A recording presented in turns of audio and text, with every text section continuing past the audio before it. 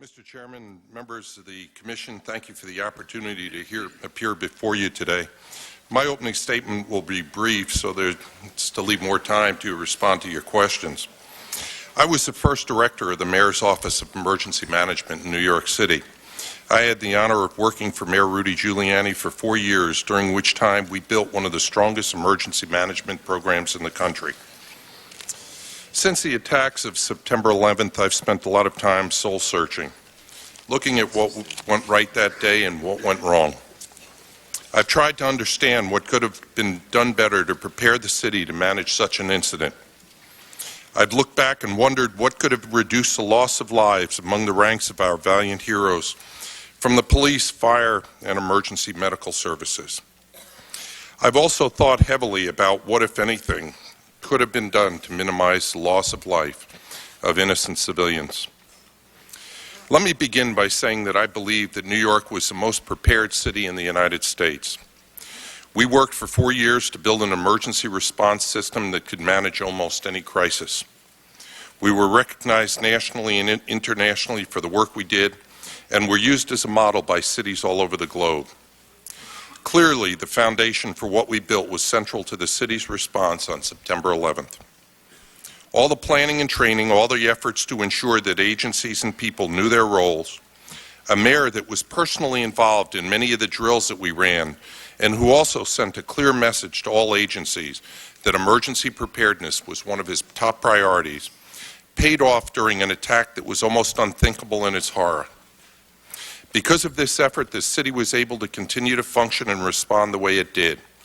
City responders and the police and fire department's leadership, Tom Von Essen and Bernie Kerik, functioned in a heroic fashion.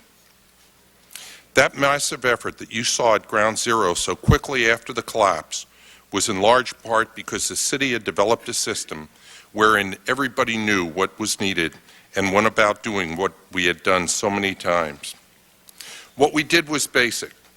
We started out in 1996 by taking the few emergency plans that the city had and began rewriting them with a process that was inclusive. Any agency at the city, state, or federal level, or any utility or entity in the private sector that had any possible responsibility for managing or assisting in the mitigation of a particular emergency was invited to our planning meetings. The plans were written and distributed to all agencies for review. Once a plan was completed, we did tabletop exercises to test the plans and modified them based on the outcomes of the exercise. We attempted to do a tabletop or field exercise every 8 to 12 weeks. We also held comprehensive field and command post exercises to test our chemical and biological response plans. New York was the first city in the nation to develop a biological terrorism response plan and to have a tabletop exercise to test it. We held the nation's largest chemical terrorism exercises, as well as the first infrastructure exercise to look at the impact on the city when confronted with the loss of components of our critical infrastructure. In 1996, we began planning for terrorist events in a far more detailed way than the city had ever done before. We started out by looking at threats. Most of the information we received was from open source documents, as we could not get any information from any law enforcement or intelligence agency. As we looked at threats, particularly from biological and chemical agents, we broke the incidents down to their components and defined what was needed to respond to each part of an evolving incident. Long before any federal funds were available, and we did request $20 million from the federal government in 1997 and received $300,000. I approached the mayor and asked for funding to enhance our efforts. Without hesitation, he approved over $10 million. We began to buy antidotes, decontamination equipment, and specialized containment vessels for extremely hazardous materials. I must say, though, as we did our planning and looked at what we thought was every type of event that could strike New York City, we never looked up. We looked at every conceivable threat that anyone on the staff could think of, be it natural or intentional, but not the use of aircraft as missiles. We never received any intelligence telling us that this was a threat. A central component of our planning effort was to define an incident command system.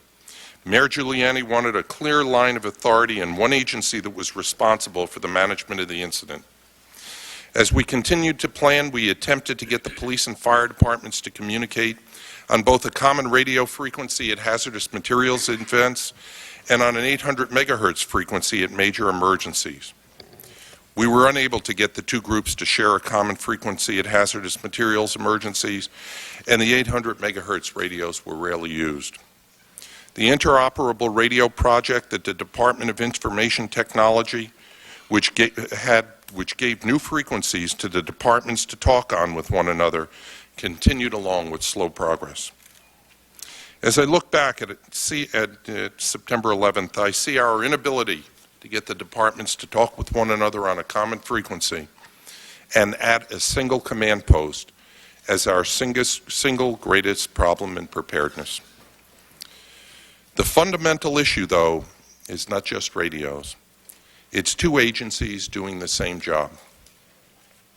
We had also not planned for the chaos that follows the loss of command structure of the fire department and hundreds of members of the police departments and fire departments.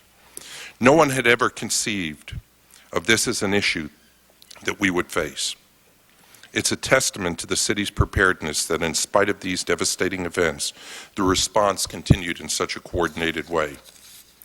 I also believe that even if the firefighters in the building had been notified by radio and knew of a potential collapse, many would have continued efforts to rescue trapped civilians and their fellow firefighters, and they would not have left the buildings.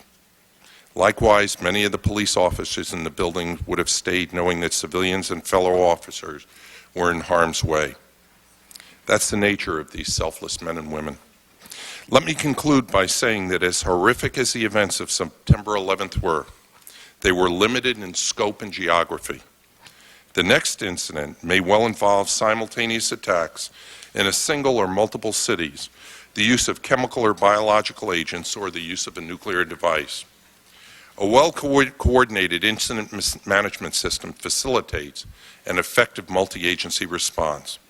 The lack of one only leads to confusion and the potential for increased morbidity and mortality. New York needs an incident command system that works, one that demands good interagency coordination. New York needs to get the roles of the emergency response agencies clearly defined. Mr. Chairman and members of the Commission, I'm proud to have been part of getting the city to where it was, recognizing that back in that environment, everyone thought we were crazy for preparing for terrorism. More importantly, I'm very proud to have had the opportunity over the last 35 years to work with the many brave men and women of the fire and police departments and the Port Authority who lost their lives on that day. We owe them and their families a great debt of gratitude. I'll never forget them and what they did and gave that day. Thank you.